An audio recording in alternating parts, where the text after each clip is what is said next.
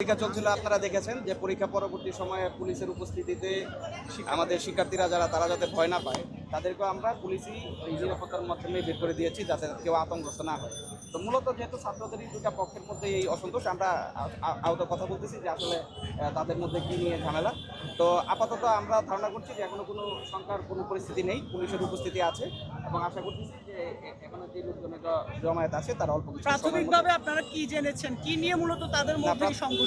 এটা এখনো জানা যায় নাই, তবে ছাত্রদের দুটা গ্রুপ তাদের নিজেদের মধ্যে হয়তো বা কোনো বিষয় নিয়ে মনোমালিন্য ছিল, যারই অংশ হিসেবে এই আমরা যতটুকু জেনেছি একটি গ্রাফিতিতে গুপ্ত শব্দ লেখাকে কেন্দ্র করে মূলত সকালবেলায় এটির আসলে উৎপত্তি যে সবাই জানে, বাট আপনারা এখন পর্যন্ত জানতে পারছেন না। না। আমরা এটার সত্যতা জানার চেষ্টা করছি যে আসলে কোন ঘটনা থেকে উৎপত্তি। আমরাও বিভিন্ন তথ্য পাচ্ছি, তো এক্স্যাক্টলি ঘটনার সূত্র আসলে কোন ঘটনা দিয়ে শুরু সেটা যাচাই করার মাধ্যমে আমরা আপনাদেরকে জানাতে পারবো আশা করি। তো আপাতত হলো আমরা যেহেতু এই জায়গায় বিভিন্ন গ্রুপের উপস্থিতি ছিল, আমাদের প্রাথমিক কাজ হলো লোকজনদেরকে সরিয়ে দেওয়া। তা আমরা তাদেরকে সরিয়ে দিয়ে তারপরে আসলে যাচাই করার চেষ্টা করবো যে সূত্রপাত কোন জায়গা থেকে শুরু হয়েছে। এবং আগের রাজনৈতিক ধারার মতো আমরা কিন্তু লাঠি সোটা এবং ইট পাটকেল আবারও দেখতে পাচ্ছি হাতে হাতে, সেটা কি পুলিশের কনসার্টে আছে? আমাদের আছে এবং আপনারা তো দেখতে পারবেন লাঠি সোটা সহ আমার সামনে যদি কেউ থাকে আমি তাদেরকে নিবৃত্ত করেছি। তো এরকম যদি থাকে আমরা ব্যবস্থা নিচ্ছি, আমরা ব্যবস্থা নিব।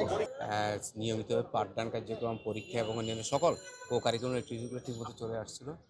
আমরা খুব আশাবাদী ছিলাম যে এই পরিবেশটা আমরা ধরে রাখবো। এখনও আমি আশাবাদী সিটি কলেজের সুন্দর এই পরিবেশ সামনে অব্যাহত থাকবে। ছোট্ট কিছু তুচ্ছ বিষয়, যে আমি যেটা শুনেছি যে কোনো একটা গ্রাফিতিতে একটি শব্দ পরিবর্তন করা হয়েছে, এটা নিয়ে দুটি ছাত্র সংগঠনের মধ্যে তাদের ভিতরে ভুল বোঝাবুঝি হয়েছে, উত্তেজনা তৈরি হয়েছে। এটা নিয়ে তারা যখন আমাদের কানে আসছে, আমি আমার উপাধ্যক্ষ এবং আমার সিনিয়র শিক্ষকদের নিয়ে আমার রুমে বসে এই ব্যাপারে আমরা চিন্তা করছিলাম যে আমাদের সংগঠনের ছাত্রদেরকে দেখে আমরা এই বিষয়গুলোর সঙ্গে ঠিক ওই মুহূর্তেই খুব দ্রুত সময়ের মধ্যে নিচে হট্টগোল, আমরা নিচে এসে দেখলাম যে স্লোগান চলছে। তখন আমরা ওদের উভয় পক্ষের মাঝামাঝি দাঁড়িয়ে আমরা মারামারি প্রতিহত করা বা নিবৃত্ত করার চেষ্টা করেছি। এবং পরীক্ষা ছিল সেগুলোর কি অবস্থা?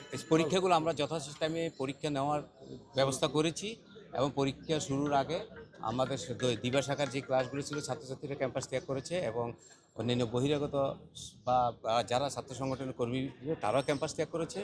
পুলিশ বাহিনী এখানে ছিল, আমাদের সহায়তা করেছে। আমরা পরীক্ষা শুরু করেছি। এখনও পর্যন্ত ক্যাম্পাসে পরীক্ষার্থী এবং শিক্ষক কর্মচারী ছাড়া আর কারো অবস্থান নেই। মাস্টার্সের ছেলেমেয়েরা পরীক্ষা 5টায় শেষ হয়েছে, ওরা চলে গিয়েছে একটু আগে। আর 5:30 ডিগ্রি শেষ হলে আমরা পুলিশ বাহিনীর সাথে ওদের সহযোগিতা নিয়ে যদি দেখি যে সব ক্লিয়ার আছে, তাহলে ওদেরকে আমরা নিরাপদে বাসা যাওয়ার জন্য ব্যবস্থা গ্রহণ করব।